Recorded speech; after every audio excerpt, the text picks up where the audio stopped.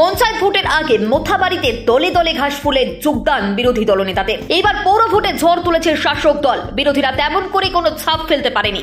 আর এই পঞ্চায়েত ভোটে ফের জয় বজায় রাখতে বিরোধীদের দলে টানতে ব্যস্ত ঘাসফুল বাহিনীরা। আর এবার জাতীয় কংগ্রেস ও বিজেপির কোল খালি করে আগামী পঞ্চায়েত নির্বাচনকে মাথায় রেখে ঘাসফুলের হাত শক্ত করতে কংগ্রেস এবং বিজেপির স্থানীয় দুই নেতার নেতৃত্বে প্রায় 500 জন কর্মী তৃণমূলে যোগদান করলেন। রবিবার রাতে এই যোগদান কর্মসূচি অনুষ্ঠিত হয় মোথাবাড়ি বিধানসভার কেন্দ্রের অন্তর্গত পঞ্চনন্দপুর 2 নম্বর গ্রাম পঞ্চায়েত অফিস সংলগ্ন মেঘতলা স্ট্যান্ডে। মঞ্চে ঘটা করে এই যোগদান কর্মসূচি অনুষ্ঠিত হয়। এদিনের এই যোগদান কর্মসূচির প্রধান উদ্যোক্তা ছিলেন তৃণমূল বিধায়ক তথা রাজ্যের সেচ ও উত্তরবঙ্গ উন্নয়ন দপ্তরের রাষ্ট্রমন্ত্রী সাবিনা ইয়াসমিন। বিরোধী দল থেকে আসা কংগ্রেস এবং বিজেপি নেতা কর্মীদের হাতে তৃণমূলের ঝান্ডা তুলে দিতে স্বাগত জানান মন্ত্রী সাবিনা ইয়াসমিন। স্থানীয় তৃণমূল সূত্রে জানা গিয়েছে, এদিন পঞ্চনন্দপুর 2 নম্বর অঞ্চল কংগ্রেস সভাপতি প্রদীপ ঘোষের নেতৃত্বে প্রায় 400 দলীয় কর্মী তৃণমূলে যোগদান করেন। পাশাপাশি স্থানীয় বিজেপি অঞ্চল কমিটির কার্যকরী সভাপতি চৈতন্য মন্ডলের নেতৃত্বে প্রায় 100 জন দলীয় কর্মী তৃণমূলে যোগদান করেন। রাজ্যের মন্ত্রী সাবিনা ইয়াসমিন জানান, মানুষ এতদিনে বুঝে গেছে সত্যিকারের উন্নয়ন পেতে মমতা ব্যানার্জির সঙ্গে থাকতে হবে এবং মানুষ বিজেপির প্রতি আস্থা হারিয়েছে।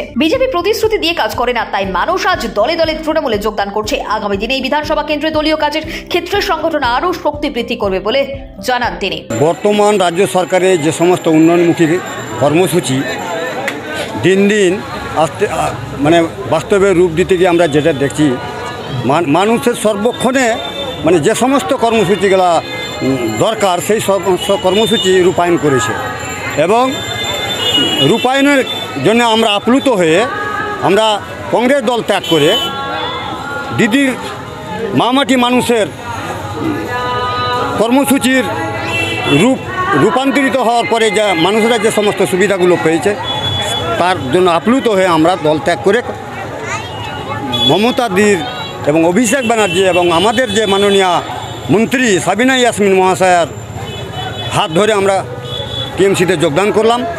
কতজন যোগদান? প্রায় 500 জন। আপনি কোন দল করতেন? আমি কংগ্রেস দলে দীর্ঘদিন সভাপতি পদে ছিলাম।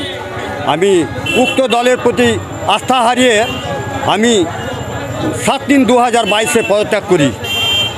আমি এখন বর্তমানে দিদির এবং মামাটি মানুষের সরকারের যোগদান করছি বা করেছি। প্রদীপ কুমার ঘোষ, উত্তর পঞ্চনন্দপুর 2 অঞ্চল থেকে বিজেপি থেকে এবং কংগ্রেস থেকে প্রচুর কর্মী সমর্থক আমাদের তৃণমূল কংগ্রেসে যোগদান করেছেন এবং আজকে আমাদের অনারেবল চিফ মিনিস্টার সর্বভারতীয় নেত্রী আমাদের প্রিয় দিদি মমতা ব্যানার্জির কাজের উন্নয়নের নিরিখে উনি যেভাবে মানুষের কাছে পৌঁছে গেছেন, সে উন্নয়নের জন্য মানুষ আজকে দলে দলে যোগদান করছে এবং তারা বুঝতে পারছে যে বিজেপি বা কংগ্রেস, এখানে কংগ্রেস করে কিছুই হবে না।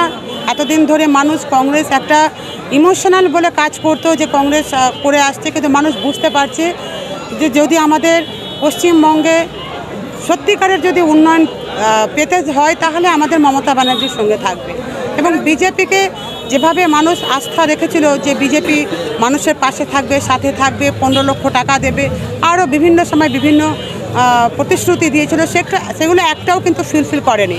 ফলে মানুষ বুঝতে পারছে যে বিজেপির সঙ্গে থেকে কোনো লাভ নেই।